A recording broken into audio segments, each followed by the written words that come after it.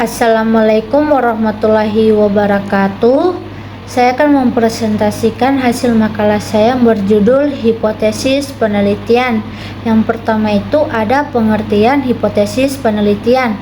Hipotesis penelitian adalah sebuah pernyataan yang bersifat sementara atau dugaan ilmiah mengenai hubungan antar variabel yang diteliti dalam suatu penelitian. Hipotesis ini dibuat sebelum penelitian dimulai dengan tujuan untuk memberikan arah dalam penelitian serta sebagai dasar untuk uji eksperimen atau observasi.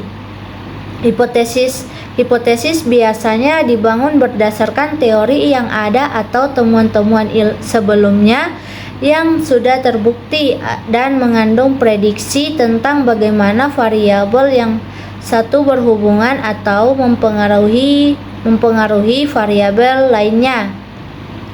Kemudian ada syarat penulisan hipotesis penelitian. Yang pertama, dapat diuji. Dapat diuji atau testable artinya hipotesis harus dapat dibuktikan kebenarannya melalui pengumpulan data dan analisis yang menggunakan metode ilmiah yang sesuai. Hipotesis yang baik harus mengandung variabel-variabel yang dapat diukur atau diamati, sehingga memungkinkan dilakukan pengujian secara empiris menggunakan teknik penelitian yang valid seperti eksperimen, survei, atau studi korelasional. Jika hipotesis tidak dapat diuji, maka tidak dapat dibuktikan benar atau salah secara objektif, yang pada akhirnya akan menghambat proses penelitian. Yang kedua, jelas dan spesifik. Jelas dan spesifik artinya hipotesis harus dirumuskan dengan bahasa yang tidak ambigu, secara tegas menunjukkan hubungan antar variabel yang diteliti. Hipotesis yang baik harus menghindari pernyataan yang terlalu umum atau multifasir, sehingga dapat diuji secara ilmiah dengan metode penelitian yang sesuai. Kemudian yang ketiga, berdasarkan teori atau fakta. Berdasarkan teori atau fakta artinya hipotesis harus disusun dengan landasan yang kuat dan dari teori ilmiah, hasil penelitian sebelumnya, atau fakta yang telah terbukti kebenarannya. Dengan adanya dasar yang jelas, hipotesis tidak hanya sekedar asumsi tanpa pijakan, tetapi merupakan pernyataan yang logis dan dapat dipertanggungjawabkan secara ilmiah. Hal ini juga memastikan bahwa hipotesis dapat diuji dengan metode yang sesuai dan memberikan kontribusi yang berarti dalam pengembangan ilmu pengetahuan. Yang keempat, ada memuat keterkaitan antar variabel.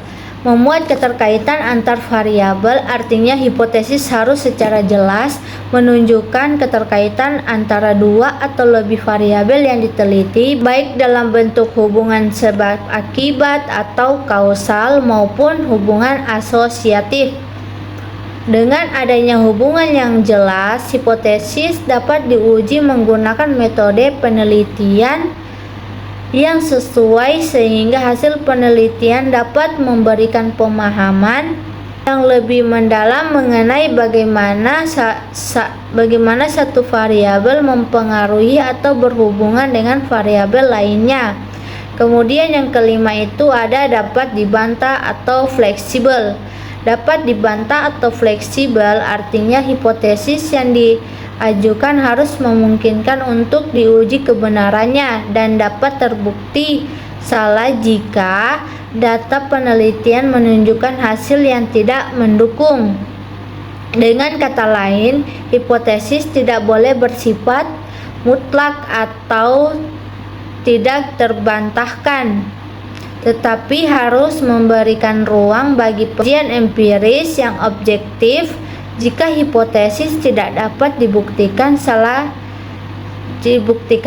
dalam kondisi tertentu. Maka hipotesis tersebut bukan bagian dari metode ilmiah yang valid. Kemudian ada Perbedaan hipotesis penelitian dan hipotesis statistik. Yang pertama itu definisi dan tujuan. Hipotesis penelitian artinya sebuah pernyataan sementara yang diajukan berdasarkan teori, fakta, atau observasi awal yang bertujuan untuk menjelaskan hubungan antara dua atau lebih variabel dalam suatu penelitian.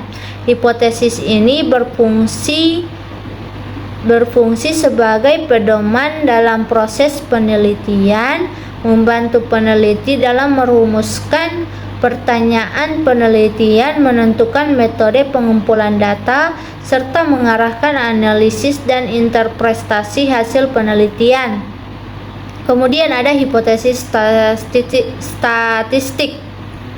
Hipotesis dalam statistik artinya pernyataan matematis yang diterapkan dalam analisis data untuk menguji kebenaran hipotesis penelitian secara kuantitatif.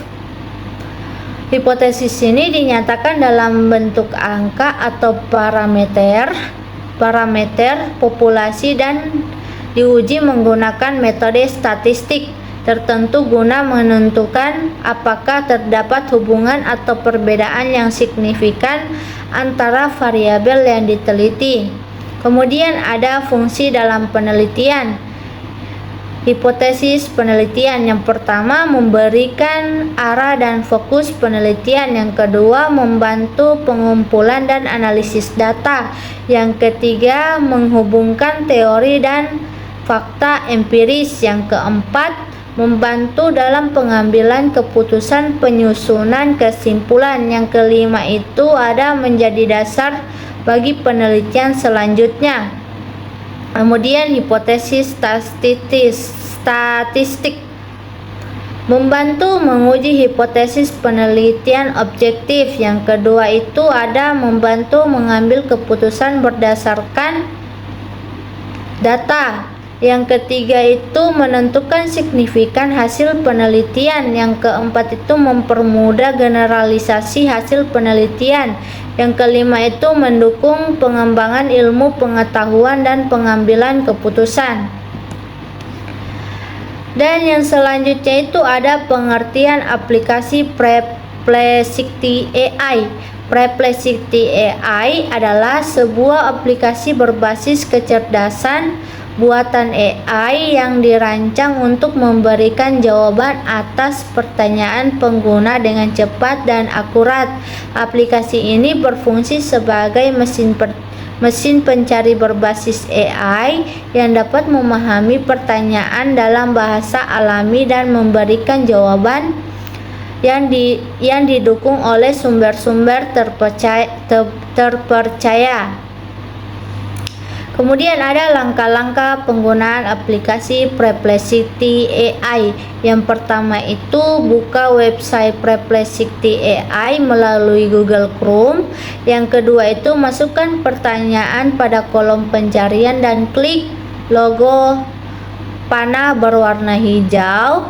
Yang ketiga itu tunggu sistem menampilkan jawaban dari pertanyaan tersebut beserta sumber yang digunakan. Dan yang terakhir itu jika ingin mengakses lebih banyak fitur Perplexity, maka bisa dengan mendaftar akun terlebih dahulu di menu Sign Up. Kemudian ada manfaat Perplexity AI. Yang pertama itu memberi jawaban cepat dan relevan. Yang kedua itu menyertakan sumber informasi terpercaya. Yang ketiga itu bisa digunakan seperti chat interaktif. Dan yang terakhir itu cocok untuk riset, belajar, dan mencari informasi akurat.